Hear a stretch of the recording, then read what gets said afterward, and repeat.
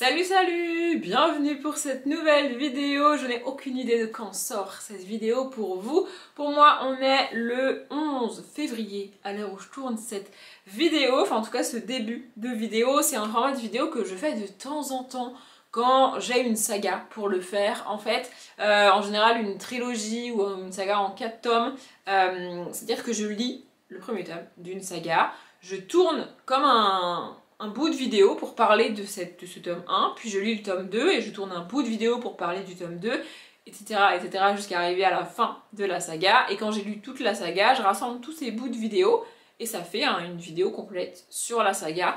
Je préfère tourner un bout de vidéo et ce que je pense du tome 1 une fois que j'ai lu le tome 1 pour éviter que ma lecture du tome suivant influence mon avis sur le tome 1. Et parfois, je me rends compte que quand je monte cette vidéo, par exemple si je finis la saga en me disant putain c'était nul, vraiment j'ai pas aimé, je me rends compte en regardant la première partie de la vidéo qu'en fait j'avais adoré le tome 1 et que comme j'ai pas aimé la suite, ça a gâché un peu mon souvenir du tome 1. Je sais pas si vous voyez ce que je veux dire.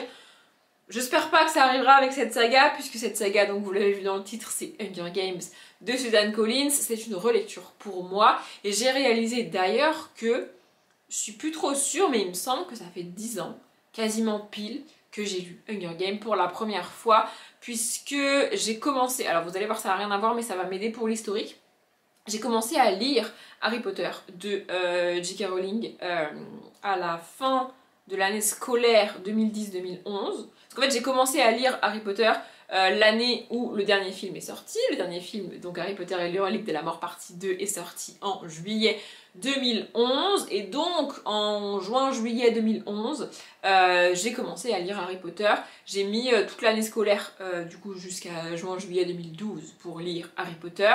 À peu près à la rentrée en septembre, j'ai commencé, donc en septembre 2012, j'ai commencé l'héritage de Christopher Paolini. J'ai dû mettre à peu près l'année scolaire à lire les 4 tomes. À l'époque, je lisais pas au même rythme que je lis aujourd'hui. Et donc en septembre 2013, j'ai dû commencer Hunger Games.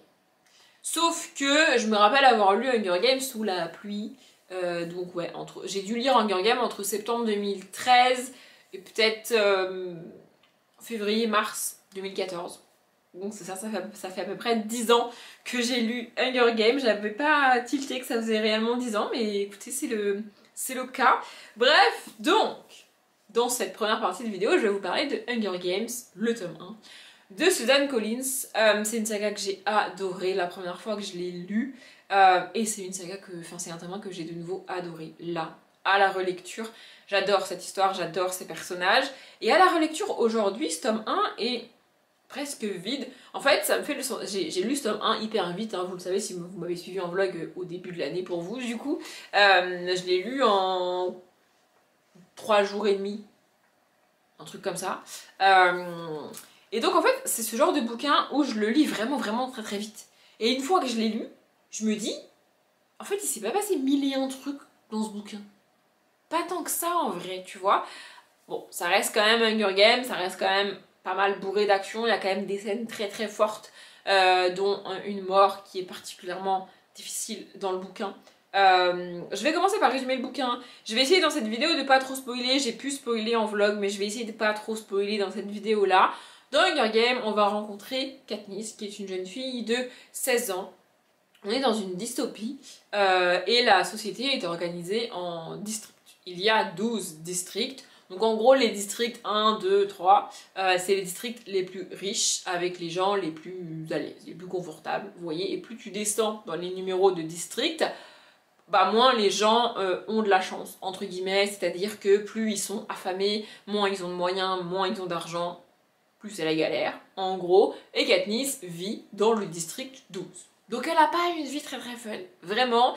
Elle a perdu son père quand elle était jeune et elle a dû un petit peu s'occuper de sa petite sœur et gérer assez rapidement la maison parce que à la mort de son père, sa mère s'est un peu effondrée et n'a pas été en capacité d'aider ses enfants pendant un certain temps. Donc c'est Katniss qui s'est occupée de tout ça et depuis elle a gardé un petit peu ce rôle-là. Voilà. Et dans le chapitre 1 a lieu la moisson. La moisson, c'est un tirage au sort de 2 personnes par district, 2 personnes qui ont entre 12 et 16 ans pour aller faire les Hunger Games. En fait, il y a plusieurs années, il y a eu une espèce de guerre, une espèce de rébellion des 13 districts face au Capitole, le Capitole étant la capitale de l'univers, et là où est situé tout le pouvoir, et là où sont prises toutes les décisions. Les districts en ont eu marre, ils se sont rebellés, il y a eu une guerre, le Capitole a gagné, le Capitole a au passage écrasé et éradiqué le district 13, et a dit aux autres districts, si vous recommencez, on fera pareil qu'avec le district 13, avec tous les autres. Donc les districts se sont un petit peu calmés, et le Capitole a mis en place les Hunger Games qui ont lieu chaque année. En gros, ils se rendent dans chaque district, ils tirent au sort un jeune garçon et une jeune fille qui ont entre 12 et 16 ans, ils rassemblent ces 24 personnes qui viennent donc des 12 districts, ils les envoient dans une arène pour s'entretuer. Tout ça est filmé, c'est comme un jeu télé que tout le monde est obligé de regarder. Le but, c'est que dans l'arène, ils s'entretuent pour qu'il ne reste qu'un survivant à la fin. C'est le moyen qu'a trouvé le Capitole de rappeler au district que, attention, si vous faites les cons, ça va mal se passer. Voilà, et donc, dans le chapitre 1, dans le chapitre 1, on te contextualise un petit peu la vie de Katniss et qui elle est, etc., etc. Et puis a lieu le tirage au sort pour aller au Hunger Games. Voilà, et donc on va suivre Katniss dans ces Hunger Games, c'est pas vraiment un spoil, c'est un personnage principal, ça va être les Hunger Games, tu sais qu'elle va y aller, tu vois, enfin je veux dire à un moment donné, voilà. Et on va suivre également le jeune garçon du district 12 qui va être envoyé au Hunger Games. Et voilà, donc on a toute une première partie où c'est la préparation au Hunger Games, ils ont 3 jours il me semble d'entraînement histoire de faire genre ils sont à égalité alors que les districts les mieux lotis entre guillemets ils s'entraînent toute l'année pour aller au Hunger Games, donc en fait quand ils y vont ils sont hyper forts, hyper musclés, hyper prêts à massacrer les gens tu vois, et les districts les plus faibles comme le district 11 ou le district 12 ils n'ont pas le temps de s'entraîner pour le Hunger Games, ils ont d'autres priorités dans la vie comme juste survivre tu vois, donc en fait ils sont un peu dans la merde. Donc il y a toute une première partie où c'est un show, vraiment les Hunger Games c'est un show. Il y a un peu comme les Jeux Olympiques, tu vois. Il y a vraiment une espèce de cérémonie d'ouverture avec des gens, ils sont habillés, ils sont maquillés, ils sont coiffés pour être présentés sous leur meilleur jour. Et puis ensuite, ils sont entraînés pendant 2-3 jours. Ensuite, il y a une espèce d'évaluation devant des juges pour que on voie leur capacité. Et tout ça est fait dans le but qu'ils aient des sponsors. Parce qu'une fois qu'ils seront dans l'arène, ils seront livrés à eux-mêmes pour manger, pour survivre, pour tout ce que vous voulez, faire du feu, avoir chaud, froid. Voilà, si t'es en pleine montagne et que t'as pas de couverture, tu te démerdes en fait. Genre vraiment c'est comme ça, tu vois. Et si à l'extérieur de l'arène, il y a des gens qui t'aiment bien et qui te soutiennent et qui ont de l'argent, ils peuvent t'envoyer des cadeaux, des médicaments si t'en as besoin, des couvertures si t'en as besoin, de la nourriture, etc. Mais pour ça, il faut avoir des sponsors et donc avoir convaincu les gens qui t'étaient à sponsoriser, tu vois. C'est un peu une publicité sur ta face, quoi. Et donc c'est à ça que ça sert cette première partie. Et donc ensuite, dans la deuxième partie, on les suit dans l'arène. Voilà, j'adore cette saga, vraiment j'adore les personnages, j'adore l'univers, j'adore l'ambiance et j'aime surtout le rythme de Suzanne Collins. Je l'ai dit en vlog, la moisson a lieu dans le premier chapitre. On n'a pas 50 putains de pages qui servent à rien, en mode blablabla, la vie de Katniss, et blablabla, c'est difficile, et blablabla, sa petite sœur, et blablabla. On a 20 pages qui te présentent la vie de Katniss et ensuite, bim, c'est parti. Les Hunger Games commencent, quoi. Enfin genre la préparation, la cérémonie d'ouverture, etc. Ça s'appelle pas la cérémonie d'ouverture, je sais plus comment ça s'appelle, mais vous avez compris. Enfin, vraiment, ça va vite, quoi. Il n'y a pas 1000 pages de blabla pour rien. C'est vraiment cool à lire. Mon seul regret à la relecture de ce tome 1, c'est qu'on a que le point de vue de Katniss. Alors oui, je sais, j'aime avoir les points de vue masculins, mais ici, en fait, c'est surtout que dans l'arène, comme on n'est que avec Katniss, on sait que ce qu'elle voit elle et que ce qui se passe autour d'elle. Et il y a notamment tout le début dans l'arène où moi j'aimerais bien être avec lui dans l'arène pour savoir ce qu'il fait, pour savoir ce qui se passe. Alors c'est fait exprès qu'on soit pas avec lui parce que comme ça on est que du point de vue de Katniss et on est comme elle en mode à douter de tout et de tout le monde. Je vous rappelle qu'elle est quand même entourée de 23 personnes qui cherchent à la tuer. Donc à un moment donné elle peut faire confiance à littéralement personne. Donc c'est voulu qu'on soit que de son point de vue à elle pour pas qu'on sache ce qu'il fait lui et ce qui se passe pour les autres, tu vois. Mais avoir son point de vue à lui, ce serait vraiment cool. Je sais pas, qu'elle fasse comme plein d'autres autrices ont fait, tu vois, et qu'elle nous refasse ce tome 1 de son point de vue à lui, tu vois. Ça serait vraiment cool. Ça serait vraiment génial. Et je le lirais les yeux fermés. Bon, je peux pas lire les yeux fermés, mais vous avez compris. Vraiment, j'ai adoré ce tome 1. Je pense que je vais pas trop tarder à lire le tome 2. J'ai dans l'idée de le lire dans le courant du mois de mars. ou début avril. Vraiment, je veux pas mettre trop de temps entre les tomes. La seule chose, c'est que j'ai pas encore décidé si dans cette vidéo-là, je vous parlerai aussi de La balade du serpent et de l'oiseau chanteur, qui est une espèce de tome 4, qui est en fait un préquel, je crois. Enfin bref, voilà, j'ai pas décidé. L'objectif aussi, c'est de lire ce livre-là sur l'année 2024. Je sais pas si je le mettrai dans cette vidéo-là, étant donné que là, ça fait déjà 10 minutes que je parle sur le tome 1.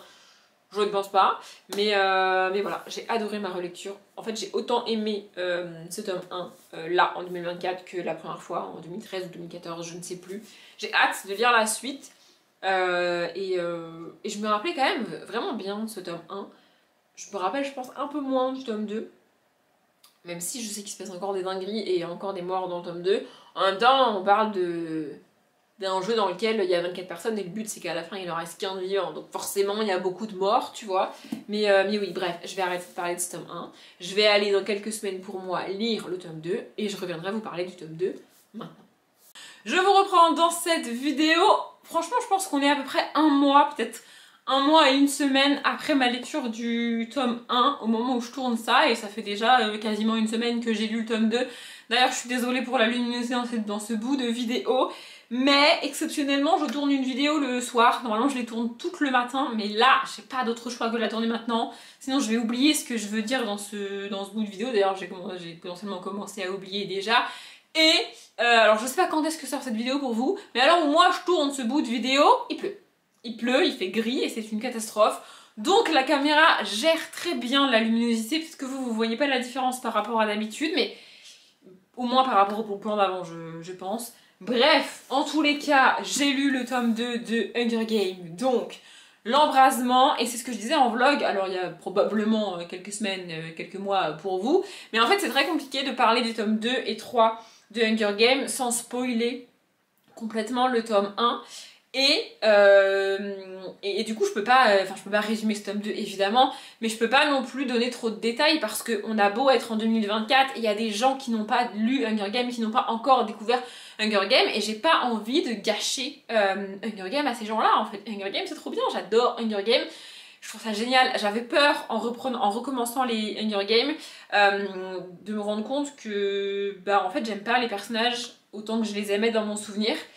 Et ça a été un peu le cas dans le tome 1, je sais plus ce que je vous ai dit dans la première partie, je l'ai pas re-regardé moi, j'aurais voulu mais j'ai pas pris le temps de le faire. Bref, en fait dans le tome 1, c'est pas que je détestais les personnages principaux, c'est que je n'arrivais pas, j'ai pas retrouvé les sentiments que j'avais pour eux dans mon souvenir. Donc après la lecture des 3 tomes, vous voyez. Après la lecture du tome 1, j'étais en mode ouais bon, ils sont sympas les personnages, effectivement j'aime beaucoup Katniss, j'adore suivre Katniss, ce qui se passe autour d'elle est chouette sans l'être, c'est qu'on parle quand même de jeux de la fin dans lesquels le but c'est de tuer tout le monde pour être le seul survivant, ou la seule survivante, donc bon c'est pas non plus la joie et le bonheur tu vois, mais j'aime bien l'univers, j'aime bien les codes de la dystopie qui sont mis en place ici parce que on l'oublie peut-être, mais ça reste l'une des premières dystopies young adult comme ça. En tout cas, je pense pas me tromper en me disant que c'est la première qui a eu un tel succès international. Enfin, il n'y en a pas d'autres, ou alors très très peu, si tu parles de Fahrenheit 451 par exemple. Mais franchement, je pense pas que autant de monde ait lu Fahrenheit 451 que les Hunger Games. Enfin, je sais pas, j'ai pas les chiffres en tête, mais bon, bref. Voilà, donc on est dans de la pure dystopie, et ce qui est cool c'est que à la relire aujourd'hui en 2024, alors qu'entre temps il y avait quand même eu beaucoup de dystopies, beaucoup d'autres choses et beaucoup d'autres histoires à peu près du même ordre, et elle reste différente des autres, dans le sens où dans la plupart des dystopies on a un personnage le plus souvent féminin il se trouve qui décide que un matin il se lève, enfin elle se lève et elle en a ras-le-bol, ça suffit, elle est opprimée, oppressée, elle est dans les basses cases de la société, elle se fait exploiter, maltraiter, elle a faim, etc., etc. Et en gros un jour elle se lève et elle est en mode rien à foutre, moi je vais me battre et je vais envoyer tout le monde balader. Ici c'est pas du tout ce qui se passe. Au contraire, ici on suit Katniss qui se retrouve embrigadée dans l'un des pires scénarios imaginés par le gouvernement en place pour réduire les gens au silence et à la soumission, et elle participe à ce truc-là. Genre elle est pas en mode non moi j'irai pas, je veux pas y aller, etc. Non, elle va y aller, elle y va et elle rentre un peu dans ce système qui est comme ça depuis 74 ans au début du tome 1. Elle le fait quoi, elle se conforme vraiment au système. Bon après je vais pas non plus tout vous dire ce qui se passe dans le tome 1 et encore une fois vous spoiler la fin du tome 1. Et presque sans s'en rendre compte et surtout sans anticiper toutes les conséquences de ce qu'elle fait, elle va faire quelque chose contre ce système, mais elle le fait pas en mode rébellion contre le système. Son but est tout autre au moment où elle fait ça, et c'est ensuite, et notamment dans ce tome 2, qu'elle va voir toutes les conséquences de ce qu'elle a fait dans le tome 1, et qu'elle n'avait pas anticipé. En fait, elle l'a pas fait dans ce but de révolte, mais c'est la conséquence que ça a, en fait, ça a embrasé, c'est le titre du tome 2, tout Panem, c'est ça? Ça fait bizarre de dire Panem, je sais pas pourquoi. Tout le Capitole, oui c'est ça, tout Panem. Et du coup, il y a des gens qui ont pris ce qu'elle a fait pour un acte de rébellion. Et pire que tout, elle va, dans ce tome 2 principalement, essayer de calmer le jeu. On n'est pas du tout sur une... Enfin, on est sur une héroïne ultra badass, ultra forte, etc. Mais on n'est pas sur une héroïne qui s'autoproclame leader de la révolution. Pas du tout. Elle essaye même de calmer le jeu, etc., etc. Et puis bon, ensuite, les événements de ce tome 2 vont la rattraper. Et au bout d'un moment, ça reste une dystopie. Donc s'il n'y a pas de révolte, c'est pas une dystopie, tu vois. Mais oui, vraiment, j'ai beaucoup aimé ce tome 2. En fait, le tome 2 est divisé en 3 parties. Et les 2 premières parties sont un peu lentes. En fait, c'est pas vraiment un tome de transition. Mais les 2 premières parties de ce tome 2 sont des passages de transition. Dans cette saga, et après dans le tome 3 vraiment, enfin dans le tome 3 non, justement dans la partie 3 vraiment les choses démarrent, les choses se mettent en place, et ce qui est cool c'est que comme c'est pas Katniss qui est avec son drapeau en mode porte-étendard de toute la révolte, tu vois, elle se retrouve un petit peu dépassée par les événements et par ce qui se passe, et il se passe des choses autour d'elle dont elle est pas au courant, tu vois. Alors moi je sais pas si je me suis rappelé des événements parce que je les avais déjà lus, très probablement, mais tu devines les choses avant elle. Honnêtement, je pense pas qu'à la première lecture, j'avais deviné les choses avant elle, tout simplement parce que, et je l'ai dit en vlog aussi, j'étais tellement dans la lecture, dans l'action avec Katniss, dans les événements qui se passaient, que à aucun moment j'ai pris du recul sur ma lecture et j'ai pris le temps de réfléchir par moi-même à ce qui se passait. Je suis restée vraiment avec Katniss dans sa tête, à réfléchir comme elle et à pas aller plus loin que ça. Et donc à découvrir les choses en même temps qu'elle, ce qui n'est pas une mauvaise chose en soi. Bon là évidemment comme je l'avais déjà lu je pense, je me suis rappelé des événements et des choix faits par les personnages autour d'elle, et c'est assez fou de voir que on suit Katniss, c'est elle qui porte l'histoire, c'est elle le personnage principal, on n'est que dans sa tête à elle, mais il y a d'autres personnages autour qui vont porter l'histoire autant qu'elle et la saga autant qu'elle. Et aussi dans cette dernière partie de tome 2, j'ai retrouvé tous les sentiments que j'avais pour Pita. Pour rappel, pour ceux qui n'auraient pas vu, j'ai fait un top 10 de mes personnages masculins préférés et Pita est numéro 1. J'ai fait un top 10 de mes personnages féminins préférés et Katniss est numéro 3 ou 4, un truc comme ça il me semble. Donc vraiment c'est des personnages que j'adore. Et c'est pas ce que j'ai retrouvé dans le tome 1. Dans le tome 1, j'ai pas retrouvé cet affect que j'avais avec eux. Mais là, oui. Pas de bol, j'ai toujours pas la raison pour laquelle je les kiffe autant. J'arrive toujours pas à l'expliquer. Je vais relire le tome 3 dans pas longtemps pour moi. Peut-être que j'aurai un peu plus d'arguments pour vous expliquer pourquoi j'aime autant ces personnages et cet univers. Enfin, l'univers est cool de toute manière, hein, mais vraiment j'adore cet univers. Mais oui, vraiment. Et là, si je m'écoutais, je sauterais sur le tome 3. Mais je vais attendre un petit peu. Je vais attendre de pouvoir me prendre encore comme je l'ai fait pour les tomes 1 et 2, de prendre un week-end complet où je suis immergée dans cet univers parce que je trouve ça trop cool de faire ça comme ça. Donc, et après je lirai La balade du serpent et l'oiseau chanteur. Mais ouais, vraiment j'adore cette relecture, je trouve ça génial. Et je vais aller lire le tome 3 pour venir vous en parler dans la troisième partie de cette vidéo du coup. Je vous retrouve donc dans cette dernière partie de vidéo. Finalement j'ai décidé de pas vous parler de la balade du serpent et de l'oiseau chanteur dans cette vidéo là parce qu'elle est déjà assez longue. Je pense qu'elle va durer facilement une demi-heure voire un peu plus. J'ai moins monté les deux premières parties de cette vidéo et je ne doute pas que je vais encore blablater un petit moment sur le tome 3, même si ça va me briser le cœur de faire ça à un moment donné. c'est la réalité. Donc j'ai lu La Révolte, le tome 3 de Hunger Games, écrit par Suzanne Collins. Et je vais le dire je vais le dire direct, je crois que je l'ai dit en vlog, ce tome 3 n'est pas digne de la fin qu'aurait mérité Hunger Games. Ça m'arrache presque la bouche et la langue de le dire, mais c'est la vérité. J'irai pas jusqu'à dire que ce tome 3 est catastrophique, ça reste le final d'une trilogie que j'ai adorée avec des personnages que j'adore, mais il y a beaucoup de choses qui vont pas dans ce tome 3 selon moi. Il y a beaucoup de choses que j'aurais aimé voir autrement, que j'aurais aimé qu'elles soient mises en place autrement, qu'elles soient écrites autrement. Pas forcément pensées autrement ou que les événements soient différents, mais je sais pas en fait. Il y a une espèce de distance qui est mise ici entre les personnages et nous, et du coup ça casse tout. Dans ce tome 3, on retrouve Katniss. Bon, le titre du tome 3 c'est La Révolte. On est dans une dystopie, donc ça y est, la révolte est lancée. La guerre est en place, elle est là.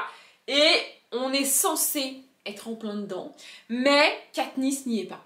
Katniss est mise dans un espèce de cocon dans ce tome 3. Elle est surprotégée parce qu'elle est littéralement devenue l'emblème de la révolte. Et donc, l'objectif de leur ennemi, c'est d'en faire un martyr, tu vois, de la tuer. Comme ça, en tuant Katniss, ils tueraient la révolte. Donc, les révolutionnaires, on va dire, protègent Katniss pour empêcher ça. En plus de ça, il y a pas mal de conséquences, notamment suite aux événements de la fin du tome 2, qui font qu'elle est physiquement pas non plus hyper apte à réellement participer à cette guerre, tu vois. Et donc, elle se retrouve un peu enfermée. Il y a beaucoup de critiques qui avaient été faites sur ce tome 3 sur le fait que dès qu'elle va pas bien, dès qu'elle panique, dès qu'elle voilà, on lui fait une injection et boum, elle tombe enfin, elle dort, quoi. C'est un peu le cas, c'est vrai, mais pas tant que ça. En vrai, il y a peut-être une fois où vraiment c'est nul de le faire, mais les autres fois, bon, ok, ça peut se comprendre. En effet, bon, ça aurait pu être fait autrement, mais soit. Mais le problème, c'est que c'est pas réellement Katniss qui mène le tome 3. Elle se fait porter, elle se fait embarquer, c'est pas elle qui décide. Alors oui, c'est toujours Katniss, évidemment, on a toujours ce personnage extrêmement fort, extrêmement badass, oui, mais elle est pas décisionnaire en fait, et ça casse tout. Et aussi, et surtout pour moi, évidemment, le personnage principal masculin, à savoir Peeta, donc, n'est pas là pendant très longtemps dans ce tome-là. Et quand on commence à le revoir dans ce tome 3, franchement ça m'a brisé le cœur. Je savais ce qui lui était arrivé, je savais ce qui s'était passé pour lui pendant tout le moment où on le voit pas, mais le relire, le revoir comme ça, c'est vraiment horrible. Et bizarrement, c'est les passages que j'ai préférés parce que c'est les passages dans lesquels on est avec lui et je l'aime, c'est comme ça. Voilà, j'ai toujours pas d'explication. Voilà, l'un des buts de la relecture, c'était d'enfin mettre des mots et d'enfin pouvoir expliquer pourquoi j'aime Peeta à ce point. Et ben je sais pas, la raison c'est toujours parce que c'est Peeta. J'ai pas d'explication vraiment, je sais pas, vraiment, en fait dans la vie, on n'a pas forcément besoin d'explications pour tout. Je sais pas si vous êtes en couple ou si vous avez une meilleure amie. Pourquoi vous aimez votre meilleur ami? Pourquoi vous aimez votre mec? Pourquoi vous aimez votre meuf? Quelle est la raison précise qui fait que c'est cette personne-là précisément et pas une autre? Est-ce que vous êtes capable de me le dire? Ou de vous le dire à vous-même? Je suis pas sûre en fait. C'est comme les parents ou les frères et sœurs. On les aime parce que ce sont nos frères et sœurs. Est-ce que si c'était pas mes sœurs, je les aimerais? J'en sais rien. Je sais pas en fait. C'est un lien que j'ai avec elles parce que c'est comme ça, parce qu'on a grandi ensemble. J'ai pas d'explication, je sais pas, c'est juste comme ça. Avec Peeta, c'est pareil. C'est juste Peeta, en fait. Et j'ai pas d'explication, et c'est pas grave en soi. Les autres choses que je trouve qui sont mal gérées dans ce tome-là, c'est les morts. Évidemment, on est dans une guerre, donc il y a pas mal de personnages, enfin, il y a plusieurs personnages qui vont mourir à un moment donné ou à un autre. Et même ça, c'est mal fait. Je veux dire, la scène de la mort... j'allais dire son prénom, mais je veux pas vous spoiler non plus. Il y a une mort particulière dans le tome 1. Alors dans le tome 1, il y a beaucoup de morts, comme je l'ai expliqué dans cette vidéo. On a 24 tribus, il ne doit rester qu'un seul survivant, donc il y a beaucoup de morts. On les voit pas forcément toutes, mais il y a une mort en particulier dans le tome 1 qui est... J'ai envie de dire magnifique, c'est triste, c'est horrible à lire, vraiment, c'est d'une violence, c'est terrible, vraiment, mais... le passage, quand tu le lis, je sais pas en fait, il te touche quoi, il est prenant, il est triste et tu es avec le personnage, avec Katniss qui vit ça et c'est beau à lire en fait, enfin genre je sais pas comment vous expliquer, mais là, c'est limite on te dit ouais bah il est mort, oh il est resté là-bas, t'inquiète, il va mourir, c'est pas grave. C'est vraiment dit comme ça et c'est... Pourquoi en fait, enfin... Je veux dire, il y a des personnages auxquels on s'est attaché, des personnages qu'on kiffe, et en une phrase, c'est balayé en mode ouais, bah il est resté à l'arrière pour essayer de les retenir, mais bah du coup il est mort quoi. C'est vraiment dit comme ça, et c'est manquer de respect aux personnages, et aux lecteurs, et aux lectrices. Nous, on s'est attachés à eux. On aime... Enfin, je sais pas comment expliquer, mais tu peux pas gérer les morts des personnages comme ça. Enfin, ok, tu les tues, d'accord, très bien, c'est ton choix en tant qu'autrice, mais donne quelque chose aux lecteurs et aux lectrices, parce que là, vraiment, c'est pas possible. Et même la fin, alors je vais pas vous spoiler la fin de Hunger Games, mais même la fin, c'est mal géré. On attend cette fin, on attend ce final depuis 3 tomes, et ce tome 3 est un peu long à lire quand même. Je reviendrai sur la manière dont je l'ai lu juste après. Mais cette fin, pareil, je trouve ça bâclé en fait. Ce n'est pas un final digne de la saga, digne des personnages, digne des tomes 1 et 2 en fait. Vraiment, c'est... Je suis très déçue par ce final. Et à la relecture de ce tome 3, je me demande même comment ils ont réussi à en faire 2 films. Je sais pas, vraiment, Vraiment, je suis dégoûtée, je suis déçue par ce tome 3. Alors évidemment, j'adore quand même la fin du tome 3. C'est quand même une belle fin, c'est quand même une fin très cool. C'est la fin que je voulais. En fait, c'est ça le truc, c'est que c'est la fin que je voulais pour des personnages que j'adore. Mais c'est pas... J'aurais aimé différemment quand même. C'est pas très clair ce que je dis. En gros, c'est une histoire, une très belle histoire, mal racontée. Mal finie dans ce tome 3. Enfin, pas mal fini parce que ça finit pas mal et c'est la fin que je voulais, je répète. Mais pas écrit comme je le voulais en fait. Vraiment, c'est... Ça aurait pu être tellement mieux. En fait, c'est ça. Ça aurait pu être tellement mieux. Ça aurait dû être tellement mieux. Mais bon, c'est comme ça. Et du coup, j'ai pas lu ce tome 3 de la même manière que j'ai lu les tomes 1 et 2. Pour les tomes 1 et 2, j'avais vraiment pris un week-end. Et entre le vendredi et le dimanche pour le tome 1 et le lundi soir pour le tome 2, j'avais lu le tome complet. Tome 3, il a un petit peu traîné pour 2 raisons principales. Une directement liée à ma vie privée, qui fait que ma vie privée à ce moment-là était un petit peu... chamboulée et donc j'arrivais pas forcément à me concentrer sur la lecture. J'ai quand même lu le tome 3 et la deuxième raison, bah, c'est le tome 3 en lui-même. J'étais pas à fond dedans, j'étais en fait c'est ça, dans ce tome 3 je me suis détachée des personnages alors que je les aimais déjà, mais plus j'avançais dans le tome 3 et plus je me détachais d'eux. Et aussi on est beaucoup moins avec lui dans ce tome 3, il est beaucoup moins présent, il est beaucoup plus effacé et en même temps j'aurais aimé être plus avec lui parce que ce qui lui est arrivé horrible, et je l'ai dit en vlog, je le répète ici, je rêve, je l'ai dit ici je crois dans une des 2 parties, dans la deuxième je crois, je rêve d'avoir un Hunger Game écrit du point de vue de Peeta, même les 3 tomes les 3 tomes du point de vue de Katniss en un seul tome du point de vue de Peeta, mais je rêverais d'avoir ça. Vraiment. Je vais lire La balade du serpent et de l'oiseau chanteur. Je sais pas trop encore quand je vais sortir cette vidéo. Si vous aurez déjà eu ou pas. Je pense que vous aurez déjà eu la palle du mois de mai avant ça. Il y a de grandes chances que je mette La balade du serpent et de l'oiseau chanteur dans la palle du mois de mai quand même. Je suis pas certaine de lire beaucoup au mois de mai. Et je suis pas certaine d'avoir le temps de lire la bricasse qu'est La balade du serpent et de l'oiseau chanteur. Mais ce qui est certain, c'est que je lirai ce livre, donc ce préquel, avant la fin de l'année. Mais oui, Hunger Games, ça reste l'une des premières dystopies young adulte qui a connu un tel succès, c'est pas pour rien. Ça reste une trilogie vraiment cool, ça reste un univers absolument génial, avec plein d'actions, avec des personnages hyper cool, hyper bien construits, vraiment. Il y a quand même un petit triangle amoureux qui, selon moi, sert pas à grand chose et qui est là plutôt pour faire joli qu'autre chose, parce que franchement, après la relecture des 3 tomes, le triangle amoureux, en vrai, bah s'il y était pas, ça serait pareil, tu vois, en fait. Ça, il sert pas à grand chose selon moi, mais il y est quand même. Après, il est pas très dérangeant du coup, parce qu'il y prend pas énormément de place non plus, et il est un peu résolu en mode pif paf fouf, bon bah en fait c'est comme ça, ce qui prouve bien qu'il servait à rien de base, tu vois. Mais bon, il est quand même là. Ça reste une excellente trilogie, ça reste une saga que j'adore, ça reste des personnages que j'adore, ça reste un univers que j'adore. Mais ce tome 3 a un petit arrière-goût de... Ah, c'est dommage. Voilà, je suis un peu deg. Et ça a un petit peu gâché ma lecture parce que j'avais pas du tout ce souvenir-là du tome 3.